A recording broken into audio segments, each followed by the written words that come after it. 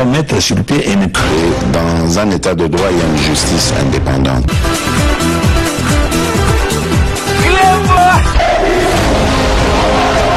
Ce n'est pas pour rien qu'il faut des conseils.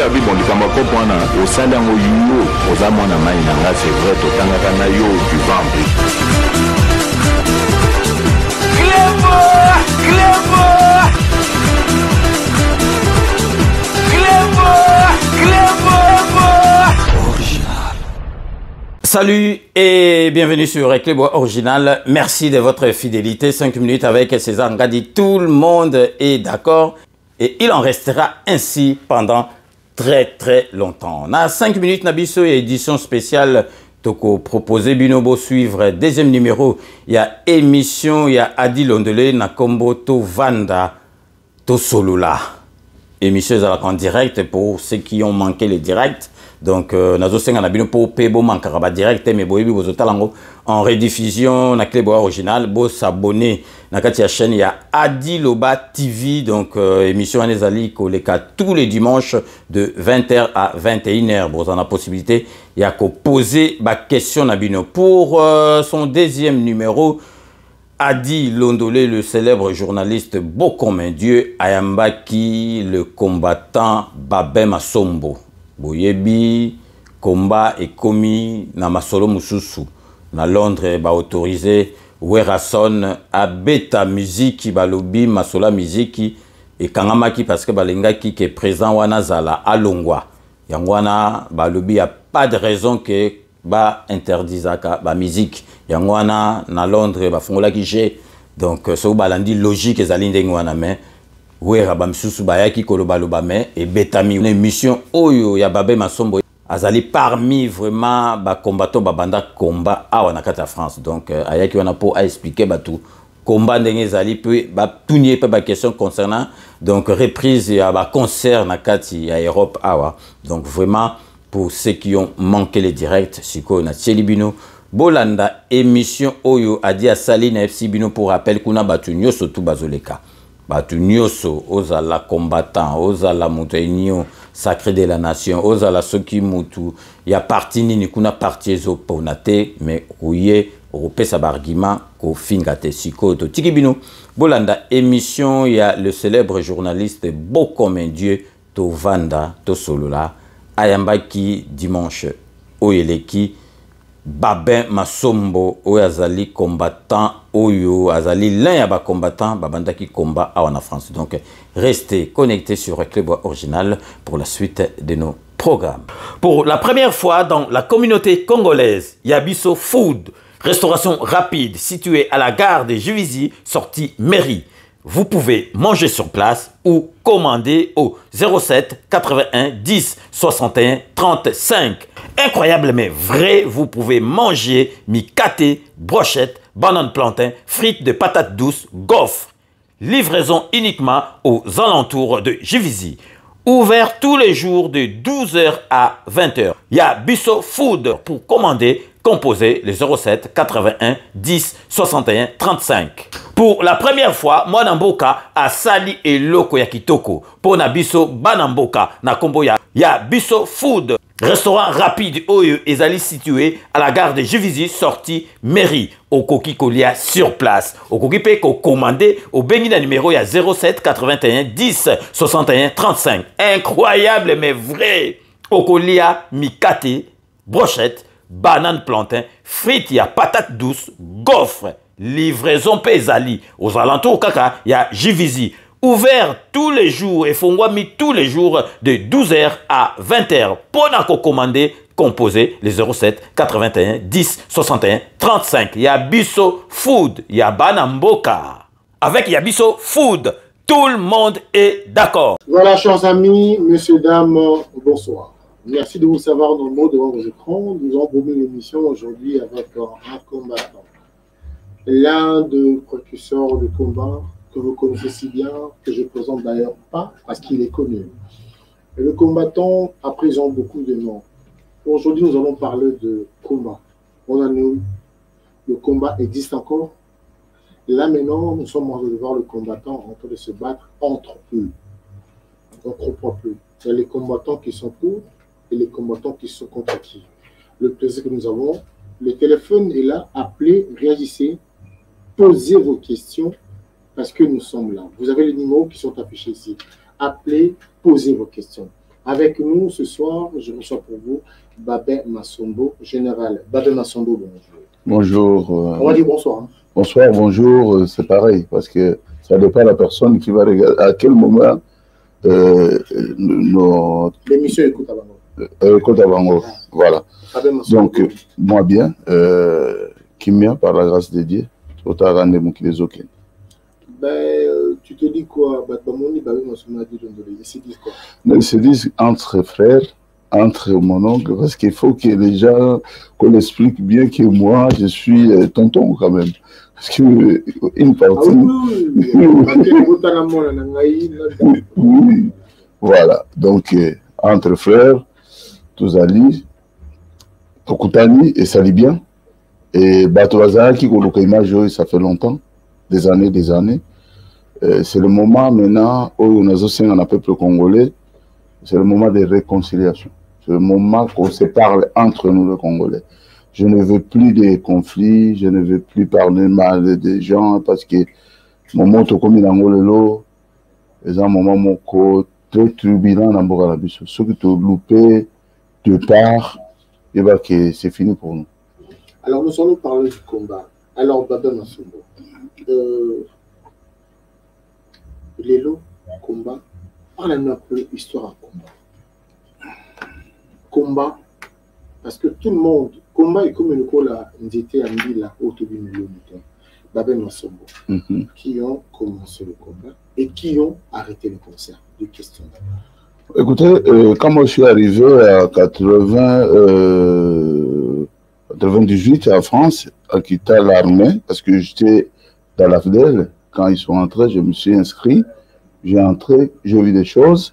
Après, la démissionnaki, je me suis retrouvé au Niger, avec le général Baramoto, Nzimbi, Mukobo, Papa Mav, les quatre. J'étais tout le temps avec eux. Tovani Mukewana, comme ma sœur, c'est la femme d'un ambassadeur belge, tout justement épanaillé dans Niger, parce que c'était, ma sœur, son mari, il était représentant des Belges au Niger, on s'est réfugié directement là-bas. Donc, Komikuna, mon PPO, il y a révolution, il y a au Niger. Je ne veux pas citer les noms parce qu'il y en a des gens qui sont encore vivants, ils sont au Kinshasa, je ne veux pas le problème. Comment tout le monde va au Takipoto, au Yébié, n'a pas eu autant de combattre parce que, à ça vivant, à l'anda qui va générer au Niger. Tant que comme au Niger, va sali, masolo, oyo, boyo, kakalelo, MNC, et banana Niger. Biso sikoyo, tozala qui sur place, n'a pas coulu tout tourner, n'a pas général Mukobo, moi j'étais comme un aide-dicant général Mukobo. Donc, tant qu'on a commis dans Bokawana, Jérôme Mukobo, il est parti. MLC, on ne parle pas de MLC de Lumumba, on parle de MLC de Bemba. De Bemba, oui. Alors, MLC de Bemba, nous savons que Bemba, il y avait la Nigerté. Non. Bemba, c'est le peuple. Tant Afdel et Koti, Bemba et Azen la Nigerté. L'histoire, ce n'était pas comme ça. L'histoire, on les a MLC, c'est qui? MLC, c'est Bemba? Non, c'est l'histoire qui est battue. L'histoire, un peu qu'on a pu bien dire. Alors, explique-nous MLC. MLC est un Bakei, le général Baron Maïnassara, le président du Niger. Là où Papa Mava était chez lui, parce que c'est le seul général amiral qui était à la maison du président, au palais présidentiel. Le général Maïnassara a dit aux généraux de chez nous que je n'ai pas de moyens, mon pays n'a pas de moyens. Je vais vous donner un carnet d'adresse. Le carnet d'adresse, et ce généraux qui était là des Congolais, ils sont organisés, ils ont refusé de s'afficher. Ils ont choisi l'herbe enfant. Ma soleuse est bénie. Alors, n'hésitez pas à réagir, n'hésitez pas à reprendre. Le téléphone est là. Là où je suis venu, je ne suis pas un combattant de la rue, dans un calendrier. Il y a mais là, un peu de vérité. Togo sala ta mission il y a 2 jours et London. Donc au Niger. Si quand on est au Niger, na ba généraux, papa Mukobo, général Mukobo, il est venu nous voir. A dit Baba, na ba sœur, moi je vais partir au front Centrafrique. C'est papa Mukobo qui a traversé avec les militaires pour libérer Gemena. Il a fait plus de 6 mois.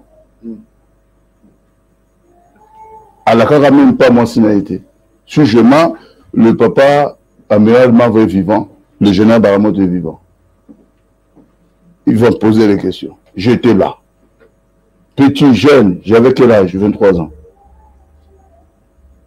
Donc tu as fait l'armée. Alors, voilà. Si kota moto yé na poto, nana yé na poto, na kutaka mouvement va combattre. Il y a résistant, na kutaka l'autre. Ça vous mentir, na mona et l'autre. Mon grand frère Vital Assouman vient me récupérer à l'aéroport. Il m'amène chez lui, na Zungi, na Paris, na Vandi, na Saint-Ouen. Koulo tu as dit Londres, il m'a trouvé. À Saint-Ouen un jour, avec son ami Allez Chamala chez moi. Il a bouqué. Donc moi je vous dis l'histoire vraie. L'histoire vraie, mais là, il n'y avait pas de combat. À l'époque, il n'y avait rien.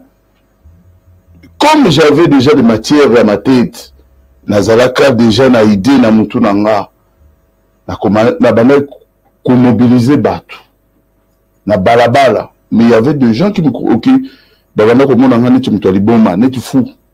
quand je arrive quelque part, au lieu de parler de la musique ou de parler de femmes, parce que j'étais encore jeune, et moi je parlais du Congo. Donc, voilà. Voilà. Nakomiko, Teya, Magamba Congo. Ce qui n'a qu'une musala, nzela na okende na tongo na lukaka place ba Congolais bazali pona banda kopesa bango message ya onga na mona na Congo. Ça c'est moi, hein? Je parle de mon histoire à moi. Mais là, comment on s'est rencontré na bande komosusu. Là, je suis dans les années 99, 98, 2000, 2001 nazo kende na propagande wana. Il y avait rien à Paris.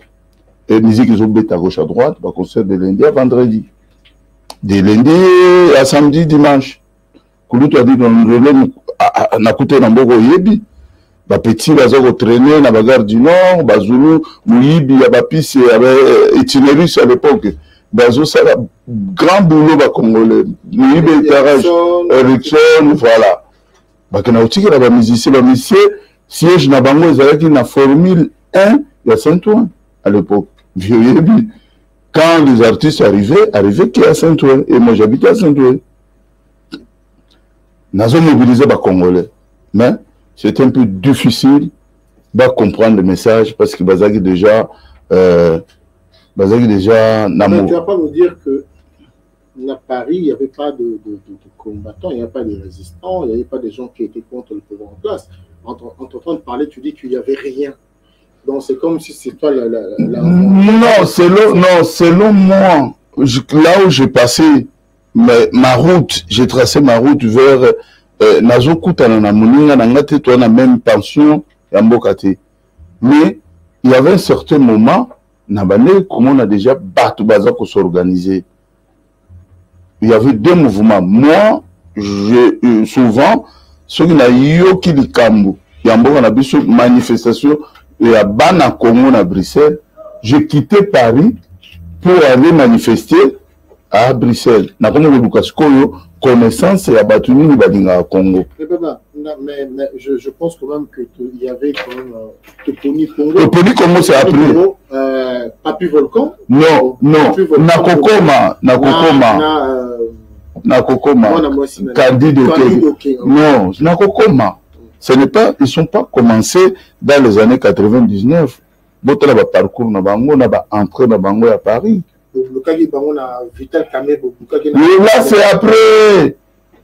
Toujours le bas de 99, 2000, 2001, 2002. Parce que on a commis na poto na za na carte na ngam. Avant na poto jour au bord na loba entre telle date. Poto na rabat, au côté date na poto. Au moins, on se bat en 2004, on se bat en 2001, on se bat en 2000. Non, non, en 98, tu vas 2000, tu as compte na batouana, tu toponi Congo et Boutami, comme il faut créer une marche de protestation. Et par contre, nous, on créait déjà des mouvements. Dans l'ambassade, on a vu au sein de moi des ordres. On a beaucoup ambassadeur Milan Djoko vivant. To Yaka, au moins, tout le monde Yaka. Babu qui porte, Bakira Bango. Bana na kati. Wana ma manifestation zate. Au moins, je me souviens na poilu, na benga na kanga porte ambassade singa, na benga yango. Wana batu bayebaka ngai te toujours manifester contre le système aux anakati ya mboka na biso. Tango toponi Congo et sa structure, il y a marche de protestation, on a c'est là où biso baoyo to respirer parce que ba marche banaki na Château Rouge te, ba marche banako salama na Trocadéro, la place de Trocadéro, au moment to se réunir wana ti bango sala ba politique na bango ba discours na bango biso to si na avak to s'organiser avec la poto bitara na ambassade. Tu permets? Oui. Allô? Oui, allô, bonjour. Bonjour. Comment on a nos obenga biso wapi? Ouais, na obenga na France na allemand. Comment on a mas? Comment on a ni? Mas. Ok, mas, vous avez une question tout na Baba? Bon, on a une question tout na et en direct na France. Vous avez na Baba Masombo. Na Baba Masombo. Bon, on a l'année qui émission il y a Francina Nanani. Comment dirais-je? Notre père là, Baba Adi Londoli. Adi. Excusez-moi pour m'échapper. Mais la monie m'a comme français le bâti on dirait qu'on a aligné pour la Ok. Ok. D'accord, alors, tout ça là, yo, Kotana. Répondre avec la preuve à l'appui. Oyo yé a yébi. Oyo yé aussi yébi. Donc, yé ce qui va sortir pour la mbongo. Kaya osaka na ba congolais. Yé ce qui va pour nous na ba koma na Congo. Ah, Francis Kalom. Moi, je suis Kabili de Makila. Alors, moi, Kabili de Makila. Ok. Mais alors, Ndeko, c'est pas que Nakatio, si quand on en direct, émission et français, ils ont enregistré. Émission en direct, ils allaient Babé Masombo. Autant la biso, soza mutuna au bengi biso. Parce que si tu as vu Babé Masombo, les combattants Babé Masombo. Autant la biso, après.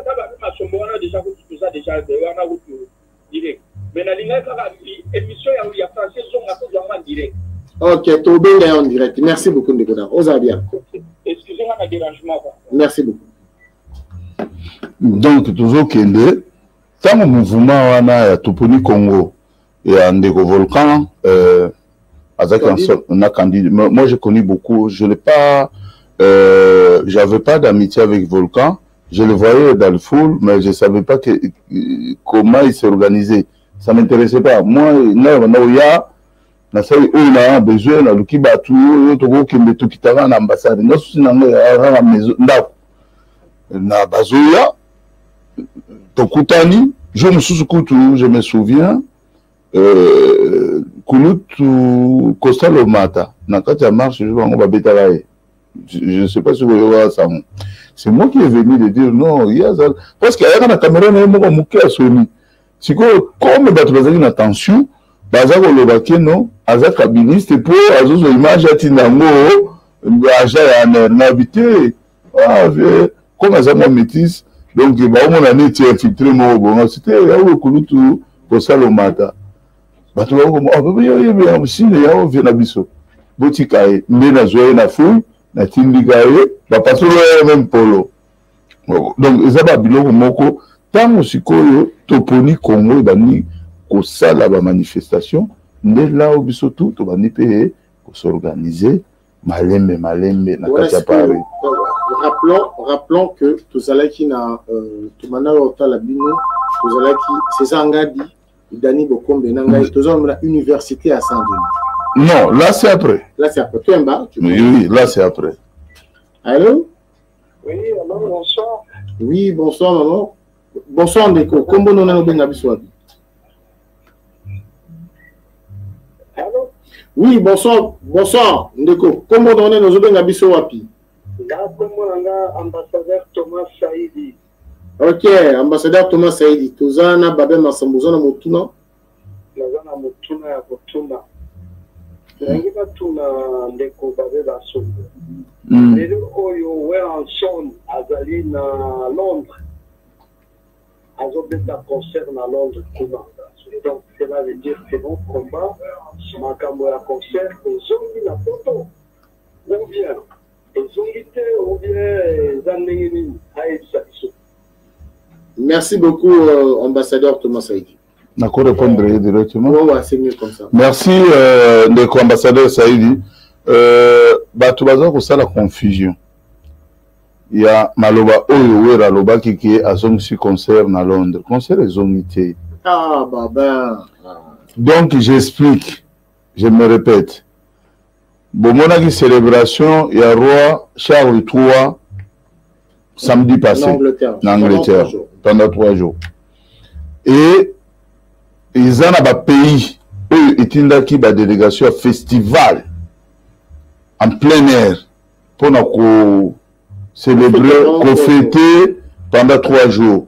La délégation, il y a République démocratique du Congo, comme Weranson a moins chance de barater, il est parmi, il y a des artistes qui ont délégués pour être dans un festival. À côté, il n'y a jamais qu'on dans la salle qui est un paf, 30 €, qui est du concert, c'est faux. Donc, aïe ko sala na ye o babe ngango ki bungai un aventurier. Donc cela veut dire qu'on sait les hommes qui tango yo beta na festival et ni ko lo baté ki ba okangayo parce que ba ministre va se délai. D'abord, tu es d'accord que dans mon émission on n'insulte pas? Non, je aventure que évitant non, eza façon roloba. Non, oui, parce que ba moze belé bon, na fingité. Courageux. Tu ne peux pas. Non, encourager. Encourager, c'est comme si je suis en train d'admirer le mensonge. Quelqu'un qui est en train de mentir la population, l'idée de l'opinion. Attends, dis la vérité qu'il y a un festival. Alors, toujours en 4 histoires. Voilà. Bisso, toujours au Talabino, Tanguy, Dani Bokombe. Ça, c'est après. Roger Bongos. Oui, ça, c'est après. Ça, c'est après. Là, on était sur juste une organisation, il y a Toponi Congo. Toponi Congo s'organisait. Toponi Congo, je vois qu'il y a ampleur, il y a Papi Mbombo. Papi Mbombo, il y a un groupe, il y a un street, il y a un affiche partout. Et à partir de la fiche de Bango, c'est là où nous on s'est organisé. Ah, il y a quelque chose qui va se passer dans notre pays, donc il y a un tia poids. Si tu es comme à la période de Baniko Sala Sukoyo, Lumbe. Lumbe, on est organisé par nous, pas par moi. Il y avait des gens qui organisaient. Biso c'est contre Yoki, parce que si je n'habite sur la Sylvain Quinois, tu vas nous vendre à Château Rouge. Donc, soit tu peux mon abisso Boleki, à toi et ta vie, abisso, que son âme repose un peu, mon sengo, au coup de du Bandawana, ou soit tu es embêté, je vais présence. Non, présence, tout ça c'est après. C'est après. Nazo même la bino historique, n'y a pas voilà. C'est après. Ce que vous avez comme Nabango. Paulis, voilà. Moi, on a commis Nabino déjà. Donc, elle est verte. Na Konzara. Donc.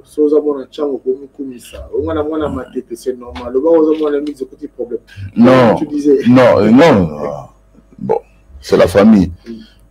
Sikoyo, tant que Sikoyo Bango va toujours s'organiser, Ningwana, et Zana Bamasa nous soupçonne par l'ingénieur au biso salara. Lumbe, moi, tout que chauffer bat.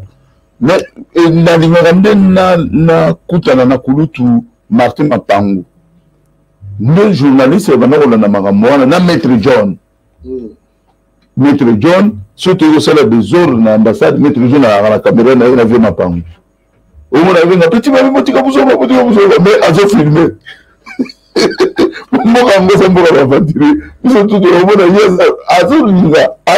Mais comme il y a jamais de moi s'afficher, mais c'est comme si il y a d'autres qui sont moins d'âme. On a un petit peu de vide. Tout ça, mais il y a un film. Mais on a mon oiseau, boutique mais aucun homme tout. Donc c'était histoire de combat. On a 2004, 2005. C'est quoi? On a beaucoup qui s'y concerte. Non, tu bandit à concerter. Non, moi, non, bandit. Nous, les autres, tamana ndenge bon mawana to yaka to expliquer mais bon comprendre te Congo ezali il y a pas problème même na salon président Wilson ça salon Wilson oui rabin sara ba ça c'est après yo ba après on se kala mo ya donc après voilà ezala na mbula ni non ya ezala ba bilo ba surtout ba 2023 mais on est qui ba bilo ba 2008 ba 2010 ceux qui ba nini ceux qui ba 11 donc on est ça ba bilo on a un bêta historique pour battre le bêta catholique. Allô, bonjour, bonsoir. Bonjour, monsieur Adi Londolé, c'est Julien Yandi Babete. Ouais, Babete Julien Yandi. Là, la question, mon beaucoup, monsieur Massombo. Oui. Bonjour. Monsieur Massombo Baga. Oui. Bonsoir, plutôt. Azokayo. Alors, en octobre 2020, au déclarati, la émission Nayomo Kosala dit que Fati, c'est un bouffon.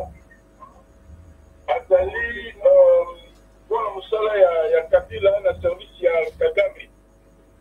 Et quand on est-il aujourd'hui, en 2023, est-ce qu'on doit maintenir toujours Bakopowana pour évoluer Mouké? Est-ce qu'on peut évoluer, toujours maintenir la Ninaïba? Pourquoi? Et puis, deuxième question, dans la foulée, pour la mission pour l'agression, il y a au condamné qui agression, il y a Bossébé. Et pourquoi votre face voilà? Parce que vous avez agressé pas mal de gens dans le combat. Mais de l'eau, pour changer, ils sont tombés dans la moins pédagogie. Peut-être la paix Massombo a changé parce que à Monique, il faut évoluer, la politique évolue, ma maison va évoluer la boca. Peut-être pas, peut-être dans un remords, ou comment. Donc, si possible, merci beaucoup. Merci beaucoup. Merci. Première question, oui, exactement. La façon que Kouloutou fait ce qu'il dit à Zouaki Pouvoir, on n'était pas content. Aujourd'hui, on est où? Il se démerde, hein, n'a pouvoir dans l'air. N'a koye, ça va tout clairement que tant que le pouvoir en place n'est pas encore jugé, les gens qui ont fait des crimes dans notre pays économique et puis politique, physique, humaine. Donc moi, pour moi, la position est toujours la même.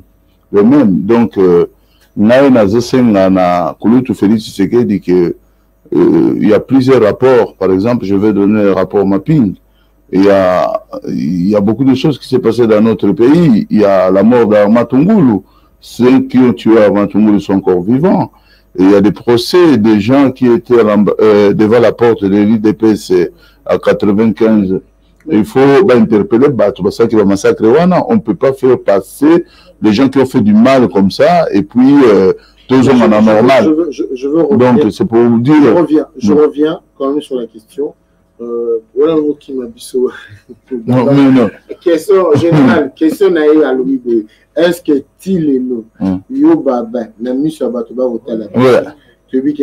nous aurons aussi un collègue qui vient de Lausanne, de la Suisse, qui va intervenir, Didier, sénateur Imbondo, il va arriver tout à l'heure. Question naïe. Aujourd'hui, tu peux encore dire que Fati, c'est un bouffon. Mais écoutez, moi, je peux vous dire une chose. Hein? Pour l'instant, je suis toujours dans l'opposition. Je maintiens toujours ma position que mon grand frère n'a pas encore fait grand-chose pour la libération de Bokanabiso. Il n'est pas un bouffon, mais il n'a pas fait grand-chose. Mais écoutez, moi je ne peux pas insulter les gens. Si j'avais fait une erreur de parler mal, c'est pas bon. Hein? Allô, bonjour. Allô, bonjour. Ouais, excusez-moi, bonsoir, parce que moi, il y a ça sur mon boulot. Bonjour, Ndeko. Comment on est au Benyabiso Rapi? Ouais, nazo na Italie, Mexico, nazo na partie à Suisse. Ok. Ndeko Frank wana. Frank. Motuna na yo. Oui. Bon, les alignaïs Frank Aousoko. Voilà. Le problème n'a des alignaïs à Dilondolé. Na lingi vraiment émission où les autres salama et salama propre tout bien après. Tout cela nous y na babé masombo. Bulu bananu makambo ndenge ebandi ndenge babe abanda kikumbata parce que ngai na yebi na baglem ba alpha banani nyonso pa frère Silva na epai ya mosengo batika nanu aloba après to banda reposer ba question ozomona babe masombo ndenge abandaki to la nanu ndenge wa oli ki to banda kokata to poser ba question et au sala bien de mission quoi yango eloko na linga na loba après na banda susu na bandela obenga to la nanu ndenge babe masombo azoloba oli ki nanu asisi likamute ba poser question moko boye on écoute les en émission c'est ça. Merci. Merci beaucoup, Ndeko Franck. Merci beaucoup, Ndeko Franck. Bah, tu as besoin historique, hein. On y va. Bon. Si vous, tant qu'on a un lumbe banaïndeni, bah, c'est constitué dans le colonel mort armé. Le dernier officier de maréchal, d'ordonnance maréchal, Mobutu. Bilo ko na jour on sala magaza ba colonel ba vieux Charlie Salo ba mikolo voilà donc ba vieux mususu ba colonel mususu bazaki wana kotanga ba kombote ba soldat bina donc ba sali plan na bango ba ko intervenir na situation caméra yaki pourquoi j'ai choisi mon président Joseph Kabila je crois aux Alakiwana na Bobiston et pas ya Gigi Guigui Lobogo, Navier Bob. Voilà. Pour battre de la barre, dans ma solution, mais on va combattre, on va vouloir bamoter. Voilà. Bisous, tous ceux qui wap, tous ceux qui na Château Rouge, et pas à Mosengo, on a dit que musique a été somba, place à la Havana.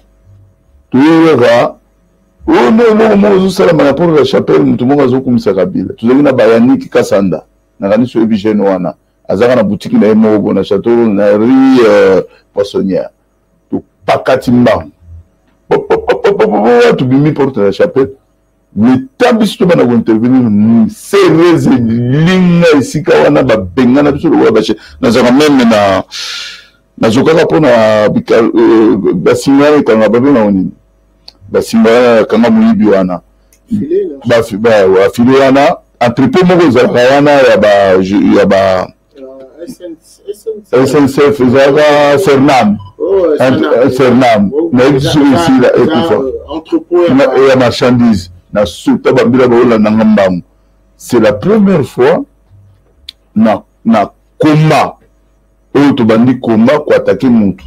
Vital Kamel, quand même, il était protégé par le CRS. Kimbango va intervenir, Bango. Réunion Salamagi Sousté, présentation à livre Naé, et Kendaki à des ordres. En retournant maintenant vers Château Rouge, tu comme il faut s'organiser. Si tu as s'organiser, na kati ya boli sikoyo to banda sikoko sala makambo ya ko pekisa mindule ba pero itela na ba papi volcan na ba mususu basaka déjà ba opération mususu ya lumelu bakina ko attaquer Coco Chomba siko na Argenteuil Colette Chomba na Argenteuil l'état la zo benga biso bango basi basala Sénat. Voilà. Grande soeur à Serge Kaimbe. Je sais pas. Voilà. Donc, voilà. Batagi Wangokuna, Moussa de Salama, tout ça qui à l'époque, tu perdais déjà Batuna Makamba Komba, Bamasananga Moba Steve, Bakenda, Mastamoro Boy, Tokunda ya Mongo, Nabosa Kombo Nae, Tokunda na brique contre Robert. Pourquoi le fois système? Non, parce que pour na combo na bonga rango za combo kimongo, mais j'arrive pas à retenir. Tout condamné na brique contre Robert. Donc eza batoyo batika biso na combat na zaka toujours na kansa bango.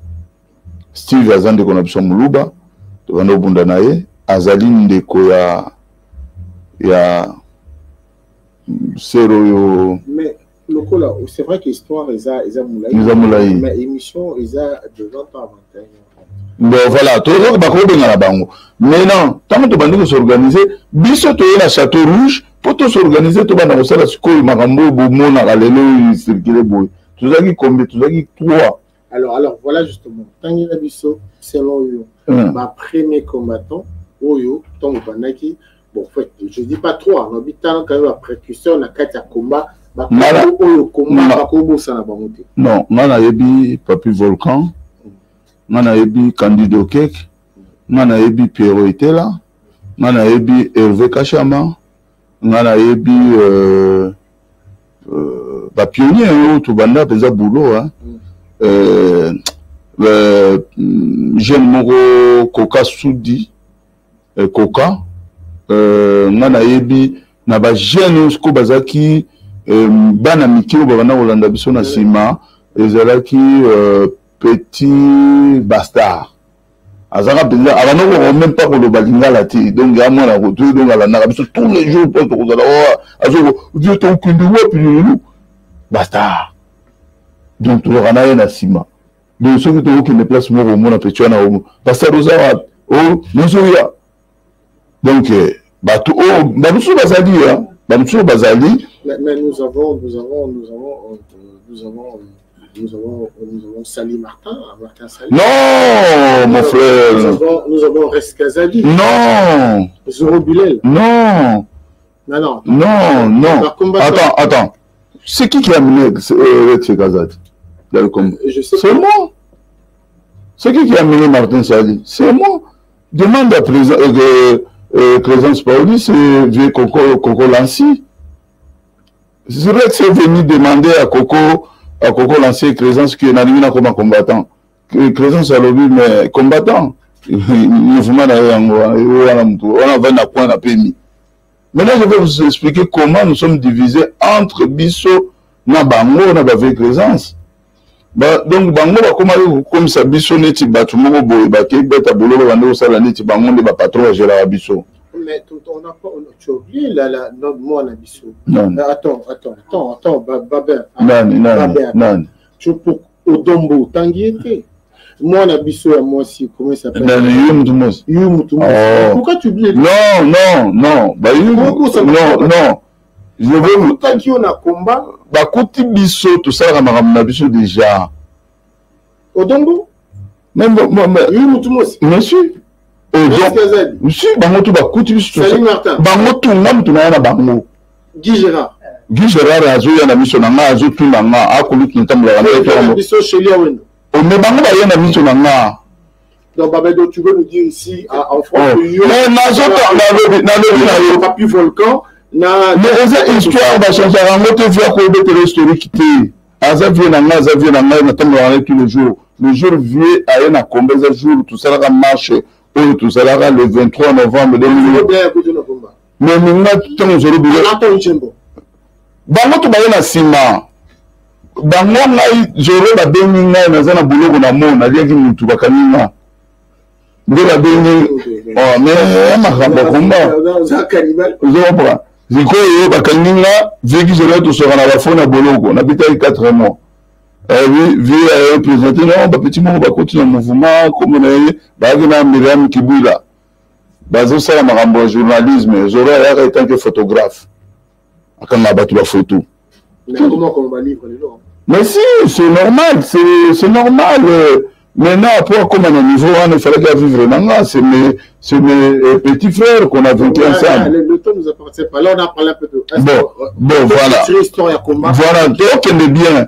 Parce que l'histoire de l'Inde Angwana, Rex Kazal, c'est parvenu, il est venu le jour du concert de. Parvenu, tu es pour rejoindre. Mais quand c'est pas moi qui vais apprécier au monde à tendre la main à gauche à droite, il y a un jour au concert à Julien Piana.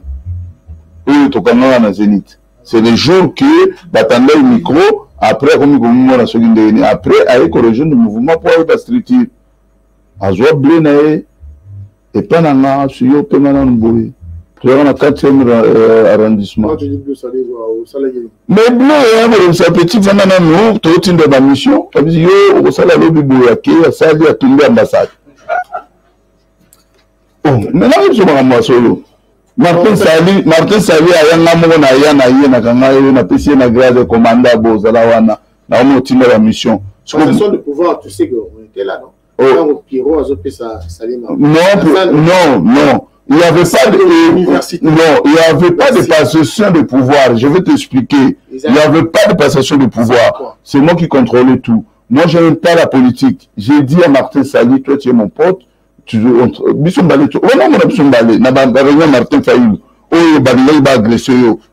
venu te dire que... Mais attends. Non, tout ça la clair. Non, bah tu vas sinon beaucoup de été en digonama. Na yeko yimsayo ko bimela nzela yote le kan nzela yo. Na porte na holiday na. Na holiday. Na yishi bo sala yo yote ando nanga yoko lunga ulika boite yo na tela nzela yo. Vrai ou faux? Na suka obeta nzite. Non, wana sema ka bela bese faut. Il faut tout se le avec un marolé. Il faut que ce soit avec un bon. Parce que tout ce qu'on a problème au bénéfice de l'eau. Martin Sali m'appela la nuit. Après réunion, tout ça, le vieux Rouf Moudangana, unification des Congolais, dans la salle. César Loboko. Dans César Loboko, on a Maître John, Jean-Pierre Ngambi. Dans la salle du discours, mon Kitoko, comme il est. La structure tout au monde seulement à Paris. Il y a le seul structure où il y a cofondateur sans créer moi-même, c'est tout ça qui n'a pas présence. Vous allez comprendre, tant que Toponi Congo et Koufi, de ça la Union du Congo. On l'avait fait dans la poissonnière. J'étais cofondateur, parmi les fondateurs, Papi Volcan, Présence, Pierre là, tout ça qui va te délai, n'a pas vu Odo-Lito. Mais tous les structures, voilà, Odo-Lito, qui était président de l'IDPS, c'est lui qui est venu avec Vigui Gérard. Na bâche, na ba moi, gaillard et IDPS. Ba tout le monde, pour moi, il y a un gardien de la paix. Mais, ce que vous avez dit, solo bien tel, je suis dans le bimsa borna. Vieux de sang, petit ni na marche, na kofungola. Mais les gens donnent de réponse, tu parles comme ça, je ne sais pas que ce que tu dis, et ils ont l'évangile. Non, ils ont des gens aussi qui pourront contredire. Ça, c'est la version. Voilà. Oui, on a la réalité, il y a ma solo, on a ça là. Mais qu'est-ce qui s'est passé tout ça dans Saint-Denis? Non, dans Saint-Denis, c'était quoi? On a créé crève. Tu comprends, on a vieille présence. Bah utiliser beaucoup comme marche pied na bango. Je me suis vendu pour la réunion, tu vas vendre mon parnance dans restaurant mon veux le binanga, tu retournes avec Gérard. Alors, bien va petit, bien va ça va boulot na bien au beta ba tu so à toi politicien. Oh, on a une table, on a parti là où la pour tout si casa na un mois, parti là Nico. Aïe bien dans zelati, oh, même tu as eu ça yo. Mais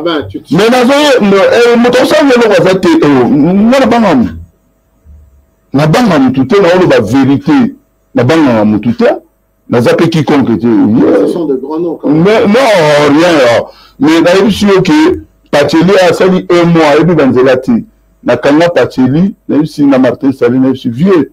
On m'a lobby. Au retour, on m'a dit Gérard. Tu peux inviter Vieux Gérard ici, il va t'expliquer. Je suis vieux de l'auto. On m'a lobby, Anna. C'est fini. Je divise maintenant les choses. Oh, bisoto marche pied na binoto ba bini bobeta kabatu. Bisoto ça l'amour au Congo. Bino so vous bénéficier na lisolo, il y aura pas d'argent. Si vous quand se trouve alors, mais trouve na ma banga. Mbongo zo awati. Vous avez mamboka na biso, batu ba okufa. Allez, Pacheli na Martin Sali on y va. C'est là où Martin Sali, il m'a proposé écoute ben moi, je peux avoir un endroit pour s'organiser. Tout ça, Mme Nabiso, nous avons vigile dans l'université à Saint-Denis. Paris, où à Saint-Denis. C'est là où je suis parti le voir. Natala Soki à solo, Makambalobi et Zaya solo. Mais écoute, il y a la sécurité, il y a le solo à l'université. On a un fille et bébé à vide. Oui, Martin, c'est pas grave. tout ça la première association, tout ça la APK, Association pour la paix au Congo. Pour ça, l'association rebelle. Voilà. Mais ça dans le cadre de la structure après, parce que nous allons quand même inviter. Voilà. Je demanderai à l'assistance de nous préparer le sénateur Didier Imbondo qui va nous arriver dans 5 minutes, évidemment, pour poser ces questions. Si on peut me préparer Didier Imbondo. Alors, pour revenir, dans le stade de l'université, on a Ngayi, César Ngadi, Dani Bokombe, Bozala Kiwana. Tozomona, Bazopesa, Pierrot, Azopesa bateau de commandement. Non, c'était pas comme ça. Et à la fin, Balobi Mouta le bâti. Tante Bini Libanda. Non, comment je raconte l'histoire. Tante Bini Libanda, Volcan Lobi, Adina Naroba. Tant papier Lobi, après le Lobi, non, Makamo Zanga, il n'a pas fait Loba. Tu te rappelles les jours de la passation? Non, l'histoire c'était comme ça, on a créé Crève. On était 4. Quand je suis arrivé, Natouni Martin Sali. Bon, au moment où on il faut qu'on crée une structure maintenant. Il y a mon aîné et Zalakoko, Rénier Batunyonso. Donc, tout ça qui est Maman Kong, Maman Louise. Maman Louise, Maman Kong. Qu'est-ce que ça veut dire? Je ne sais pas, ça fait longtemps. Je fais un coucou. Maman Louise, Veja Marimboyo, Babé Massombo et Martin Sali. C'est lui qui a fait le test. Oui, au Sala, Nani. Règlement de l'intérieur, il y a un statut Wana, Ezali, M. Thierry Kalumba, votre confrère journaliste. Donc, tant qu'on a proposé Bango idée. Ce sont des combattants, je ne refuse pas. Ouais. Donc, tant qu'on a proposé idée, Bandimi Ango, tout le monde n'a pas pu volcan, n'a priorité, n'a pas accepté Ango. Moi, j'ai dit chez moi à la maison, j'habitais à la porte de Lila. Là-bas, le Noisy le Sec. Et na Benny Martin Sali à rejoindre la voiture, n'a parlé. Monsieur Martin, tu sais que moi, j'aime pas trop la politique. Je n'aime pas trop s'afficher. Mais là, na zoti ke la yo, makamnanga. On m'a embo, ama moko, to gagner la ngombote. Ce qui n'a na bengi yo, vous avez ma confiance moko. Tu sais pourquoi na tikela ye? Il y a un boulot à bêta, non, la vérité. On joue la concert à Fali. On joue la concert à Fali. Joue la concert à Fali à Zunit. Tu sais, boulot Martin Salé Sala. Ami tout cas, nous sommes tout le monde à Sini. La paix, ça y est, au sein de l'autre. Arrête de pointer du doigt comme ça. Mais je suis commandant. On va poser, on va. Mais encore on a la vidéo. On va revenir pour la publicité. On revient après la publicité. N'hésitez pas à taper. Comprenez que c'est la version de Babé Massombo. Après tout le monde, Azanado a réponse. La paix Simbo Tennessee Kozali Wapiye Wanga. Yves Genda, Patrick Fambe et Lumbe. C'est parti. Alors voilà, nous remercions encore dans notre émission. Vous êtes dans votre émission Tofanda Tosola. Le plaisir est pour nous de recevoir le sénateur Didier Imbondo qui nous vient de la Lausanne. Il est à Outi, Suisse, à Zanabiso. Awa. Bonsoir. Bonsoir. Alors, enchanté, merci qu'on aurait vu sur la présence dans la Katia Plateau Oyo, aussi dans la vision de la France, pour parler de sur les amis, les combattants Babé Massombo. Bonsoir. Bonsoir, Moran. Bonsoir. Plaisir les amis dans le plateau Mogolelo. En tout cas, on a sepeli na historique au Betty. Il y a combat. Donc, au moins, tout à la là-bas. Sur le commun, on a libre au sein la moins bien. Parce que général de Gaulle pas combattre, bateau va ça va combat. Il y a France va combattre. Voilà, on va essayer. Mais question de nous que Zali, na yo kotangi ba combo belé, otangi ba séquence belé, ba réunion bo sala, ba action bo sala. Mais question de Zali, est-ce que vous avez évolué? Est-ce que comment la bino est évolué selon le temps et selon la circonstance où le Congo est passé? Bon, comment on a pu évoluer dans le boyebeli, mais dans le ngai tout évoluer. Mais évolution, on a apprécié Les alliés juste, c'est que nous avons amené le patriotisme au cœur des Congolais. Pousser Bango qui partent de leur pays, c'est le plus grand évolution au Ngana Santa. Mais sur d'autres thèmes, on n'a pas évolué. Oui, allô. On n'a pas évolué. Oui, maintenant, Michel Badite a dit, je pense à la question de l'Inde pas Babi Matombo. Mais, non, mais arrête, je pense, en répondant qui n'a bouffon, je pense que c'est ce qu'il y a Bosende. Donc, on a répondre vite fait. Azali piloté par Kabila, est-ce que tu bien? Est-ce que Sikoyo a convaincu que Kabila a une estimation à quand même la personnalité? Mais dans lobby nayo, ils ont fait leur union sacrée. Dans cette union sacrée na bango, on n'a pas encore trouvé de résultats. Alors tous là, à s'échapper dans des mais d'accord signé, d'accord. Ils respectent toujours les normes et les choses. Parce que jusqu'aujourd'hui, Kabila, quand même, il a fait des crimes dans notre pays. La justice doit l'interpeller. Mais pourquoi jusqu'aujourd'hui, Mahamwana Tuzo Salemate? Bon, Basali, l'union sacrée Nabango, peut-être. Nabaremanimo Tuzo Salama, ils ont une évolution politique, peut-être. Naï Kotoana n'a évité secret Naïzanini. Mais, côté wana mususu oyo tonaki question Bosembe qui est qu'est-ce que tu penses de l'agression à Bosembe à Paris? Ben, je n'ai rien à penser du mal parce que valider l'agression. Non, moi j'avais dit seulement que nous sommes des Congolais. Aujourd'hui, nous sommes entre nous les Congolais. Vaut mieux tout megako solo laka que tout simbana nanzoto. Et ça sonne parce que entre biso na biso pour profiter na des autres les alliés ennemis à Congo. Moi, je trouve que les jeunes frères bazaki na colère wana par rapport au ndenge na salaki banquette na ngai na ndenge na tunaki mokili que ndeko na biso Bosembe ba discuter déjà na batongo na métro et puis il y avait un suivi. Tant que na Argenteuil na bateau azali na bango pembeni de pour ça que bateau na basimbe na nzoto mais ba kenda ki biboso nde ko solo na ye selon ndenge na yuki la ki solo. Mais je ne peux pas accepter l'agression de qui que ce soit. Même moi, j'ai fait beaucoup d'agressions par rapport à mon grand frère qui est à côté de moi. Je le regrette aujourd'hui. Il y a un certain âge qu'on ne peut plus continuer à faire des bêtises comme ça. Il y a un moment, il faut tous en avoir tolérance. Tout est bas solo là. C'est condamnable la violence en Europe. C'est pas bon. Baba a pas remis par exemple c'était mino a songa mino mongo muto bozobona oh alors je vois que ça pour la petite histoire maître John a la conseil avec Juski. Bon, c'était bien aussi. Non, c'était bien. Qu'est-ce qui s'est passé? Ce qui s'est passé, tu vois qu'il y a un conflit makasinae. C'est quoi le mouvement Mobimba? Il a agressé. Mais c'est quoi? Il dit que comme Nazali, na conflit naie, na lâché à faire. Maman n'a porté que chapeau n'a jamais tout le monde a aussi mbadi londol.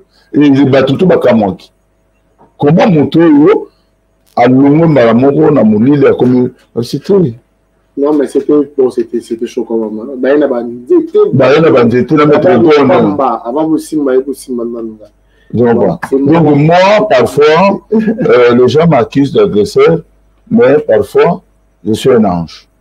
Parce que dans ma mort d'agression, j'ai sauvé Koulou Touba d'Ivé en plein Paris. Ma ceinture, 4 ceintures, oubliez-moi ce qu'au total. Viens ailleurs, tourne à gauche, à droite, viens à Tala, viens à Koko, à la mission d'Angate. Dans Fongola, 4 ceintures, viens. On va laisser lui qui vient de loin, va poser la question. Deuxième question, Zali, au lobby évolution et salamité par rapport à ce que bien on va penser, ou bien par rapport il y a eu on va concevoir agression, parce qu'on a lundi dans historique nous lobby comme lobby, bon la Nigeria, c'est là où MLC la Niger où MLC et Zoki origine Nango. Ouais. Et je le confirme parce qu'il n'a pas eu la salle d'enquête. la confirmation tout cas le lobby na bon autant la combo yo bombi on appelle naïba combo wana d'où ça vient mais si quoi il y a un ancien militaire. Je fais qu'il y ait des petites formations à gauche à droite mais je te m'a demandé une question un ancien militaire. Je peux dire ça. D'accord. Étant qu'un ancien militaire, mais la format cabine, on vous autorise l'agression ou bien le dernier ressort? Non. Dernier ressort, il y a déjà solution sous non. Dans l'armée, quand on quitte l'endroit civil, au côté de l'armée, c'est la discipline qu'on nous enseigne. Tu dois être d'abord discipliné. Vous appelez à protéger la civile. Mais maintenant, vous allez s'attaquer à la civile. Non. On est dans un autre contexte. On n'est pas dans l'armée loyale. Nous sommes dans un combat populaire. Il faut identifier le Coran. Ceux qui sont soldats dans la tenue militaire, soldats c'est à drapeau, on n'a pas le droit d'aller agresser. C'est pour cela que pour mon armée, tant que les soldats il y a des peines qui sont derrière. C'est pour éviter l'agression. Parce que les soldats dans la tenue, comme autorité sur civile. À tout moment, il peut prendre les portables, le peuple vient intervenir pour calmer la situation. Donc, cela veut dire que les soldats ont droit aussi à m'amouter. Soldats ont droit à battre l'école, à battre le bien et des personnes. Dans l'enseignement, dans l'odontologie, il y a l'armée. Mais il faut évoluer. Ce qui est Félix Tshisekedi, le président actuel, à l'objet Nabino Babin, un ancien militaire, il y a qu'à former quelques jeunes pour protéger les frontières de la mission à l'Est. Pour l'instant, je ne suis pas d'accord à aucun engagement sur place au pays. Parce que vous savez, il faut d'abord qu'il y ait des réformes militaires dans le pays là qui étaient agressés plusieurs fois. Il y a des infiltrations jusqu'à aujourd'hui. On ne connaît pas qui est qui. C'est pour cela que je donne un coup de chapeau à mon grand frère Jean-Pierre Mbemba qui a demandé à tous les officiers militaires et sous-officiers d'amener leurs papiers pour qu'on puisse les identifier. C'est ça les premières réformes militaires. Bayebi qui autant de généraux, il a fait ses études de l'endroit, où il a passé à l'effort à Kananga, où il a passé au centre supérieur militaire aux zones, et on a toujours Togoyeba, soda oyo asalaki formation tel endroit. Parce que on a soda mususu ba lelo na kati armée na biso. Toyebi place ba utate. Et c'est des gens qui boké na bango au front na sima ba beti bino masasi. Yozo kanisa boza ensemble, mais boza ensemble. Alors, qu'est-ce qu'on peut dire aujourd'hui? Qui ont, ou bien qui sont, ou bien c'est quel pays où on a arrêté le concert na Poto? Angleterre, les France, les Belgique, les Afrique du Sud. Pays Oyo et Banda qui arrêté le concert. Et puis Pessabiso, exemple, il y a 3 concerts où va payer un concert. Écoutez, Biso Penza, tu m'as concert, on a parlé avant tout le monde, mais ça a révolté. Il va aussi malangoter. C'est l'Angleterre qui a vraiment imposé. Au moins, depuis 2004, 2003, mais Simba Ranangote. Moutako Saoto, Moutako Beto Lisolo, qui a à Paris, de concert Bimaki, Kambalamo, et Kangami, non. Pour les gens qui pétant en Angleterre et Kangi musique, les gens qui pétant moulaï à pour musique et Kangami. Il y avait des efforts, tout ça là qui, pour tout comme à niveau de Angleterre. Et tant que tout Kangi musique awa officiellement, parce que officieusement, tout ça qui a au moins 3 concerts où Erata qui a miné, Ezalaki premier concert, Ezalaki artiste on a laissé la musique en Zambé. Tokendaki to Kangango et Simbate. Yami Balé, Ezalaki concert ya Kulutu Félix Azega bana matite batia biso maman na poa papa. Oui, na zaki na troupe na ngai na bimelaki na RRA na Porte Robert. Batia biso sukuma danger donc mais Makambane ça va bon côté. Marambane ça va bon côté. Je comprends. Bon, tu écoutes déjà, tant de bima.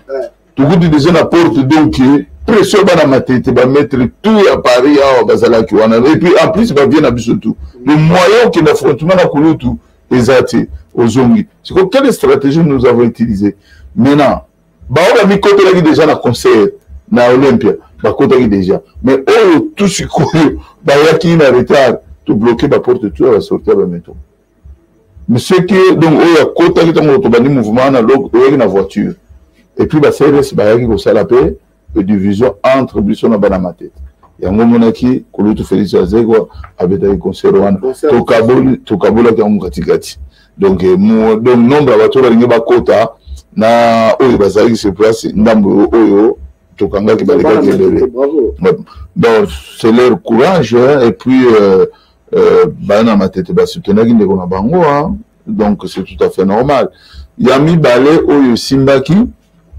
ezalaki concert ya Kofi Olomide ya gymnase à Bonne Nouvelle mais ezalaki na impact te wana tozalaki na biso moke tozalaki ngai Papi Volcan Pierrot Itela Hervé Kachama voilà Hervé Kachama bakomba bato mosusu na kobloke bato nyonso te ça fait quand même des années na 2008 concert ezalaki concert oyo j'étais dans Nzaka alaki concert ya bafula toke wana via mona bizaki ba épée bima bizaba mipanga ga ya na voiture mais vraiment bon non vraiment na kelanga via mona bizaki ba petit skoyo ba vie bon mamba vie ala ngate na mwana kuna ta usa vie na ngata mer na soko ye na kuona na ngata parce que so ngai na protéger peut-être ba masanga ba ulianga awanga donc bazo pango sa benza omoni ba machete ya gayar et na simo ti so pe sa moto ti fieta na mona c'est que la café à face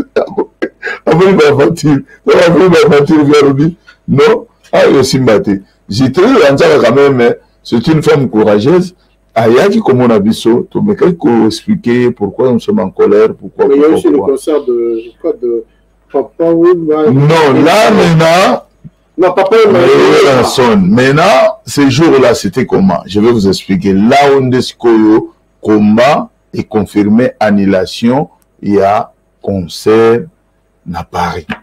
C'était ces jours-là.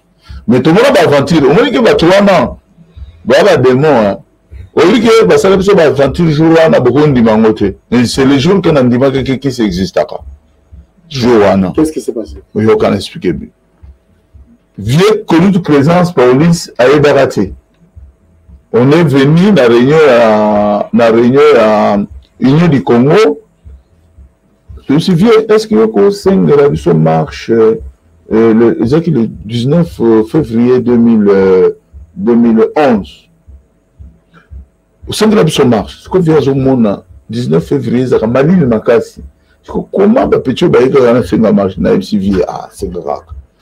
Est-ce que vous mobilisez? Comment vous mobilisez? Tu viens à 5 marches. Tout ça, la mobilisation, mon Sylvain qui mon ami à Kinshasa, il y a mon nene, Naba Kulutu, Azaki Napareko, Komborae, Nabosani, Oyebiye, c'est Kulutu Mena, Laura Mena, Roland, ah voilà. Naba Kulutu Mena, boulot ya kosakanate. Tout ba boulot, Château Rouge, ba affiche partout. Naba Pierrot était là. Tu viens à revendre la gare du Nord, la gare de l'Est, partout, tous les jours. Pendant 2 mois, tu es mobilisé. Mais, biso ce que tu as déjà une idée de sous na kati mon tour. Et l'idée là, tout le monde a ébattu en côté. Ce qui m'a dit que ce jour-là, il était au courant que tu étais en concert à Kossi. Il n'y avait que seul, moi. Il y a 2 personnes qui a ébattu le solo, et ça vient Chico Sengochima. Il y a beaucoup de agressé ma vie souci. Ah, tu es agressé, viens en apaiser à parler. Viens Chico Sengochima. Une 2e personne à Ebara. Tout ça, il marche. Moutali Bosso Kayaki, ce jour-là, on a Château Rouge, parce que le Château Rouge République. On a commencé à 11h, on a un drapeau. On a papier, il y a organisation.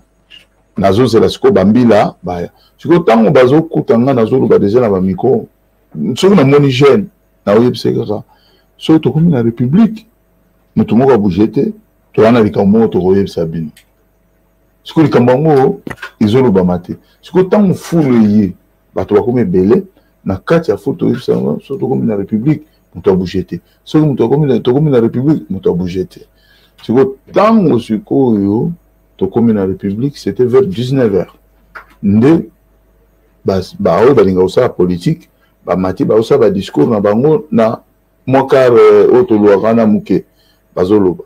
Moi je demandais seulement au peuple congolais que biso nyonso tokende comment bokoki kobina bokoki jouir mais mboka na bino bato bazokufa. Rapport que j'ai concert il y a production c'était Badivé. Voilà, Badivé. Et le concert était quoi qui a donné encore colère $100. L'entrée. Le bateau va commencer à la base. Donc na poto journée à monte $100 concert na Élysée Montmartre. Mende na sengi bango biso nyonso tokende ko empêcher musique. Sauf qui besoin kobina en même temps matanga za na mboka. Comment vous allez faire? Soit bobini ou bokolela. Bato tu balobi il faut tolela. Alobi bon comme tolela tokende okangana no makambo na tolela non bato bandeko na biso. Le concert était annulé comme ça. Et quand je suis arrivé Nabat, parce que tout le monde est nzela ya ligne 5. Toujours nzela toujours Mbagor du Nord, tobimi chapelle bas to bima l'envers. Na métro. Tant que tobimi niveau ya mupepe o tozwa na malili wana na ntomona ngote. Sikoyo ozomona mbula zo betalaka Anvers na Barbès. Omonika balabala kaka wana de makadami wana ezokoma kutu na salaire de humanité donc mbo ezokota na carré moko kaka donc ezo ba mise ba koti bonganga ko to kende to bon to mona pression sikoyo ya babagar bato na bango siko ba pression bino ba ko bundana biso bo sala bo mona sikoyo bagarre beta mambira sikoyo ekoti katikati sikoyo eloko kangaki penza conseil et ezalaki biso penza ti et le wana to makolo bango te to tiaki songi toaki na mbila na biso moko azaka pour biso oyo eza secret kati Yannick siko tokende ko influencer Yannick habitant yo benga préfet pour nde tozokende boye tokobomana kaka bato ndenge bazoya wana ba musicien mosusu baokima ya papa bazobatama na salon bote dimani et qui les protéger regarde là où bato bamonaka ke na mauvais so na kota na musicien asi yo kokende kuna te so kokomba robeta kota kende pa gode batama na kata kavukuna c'est moi qui la voyais que babatama mais aussi parce que j'ai évité quand même qu'il y ait sang entre nous le Congolais donc ça sert à rien c'est traîtrisme ça les autres vous êtes traître non on a traître non aux autres c'est la vérité ou peut-être les locaux regretter l'arrestation non bagarre parce que au moins problème c'est que tant on va bêti Olivier Chimanga babeti les gens montent il y a un bruit na biso ba ko continue ko beta batuté c'est là où je veux décider na na Barbès sur la mon musicien pourquoi ba betailler tu arrêter balamoko stop allez tu bois qui est na pas godé qui m'a tombé. OK on continue tu comprends maintenant on t'entend parler.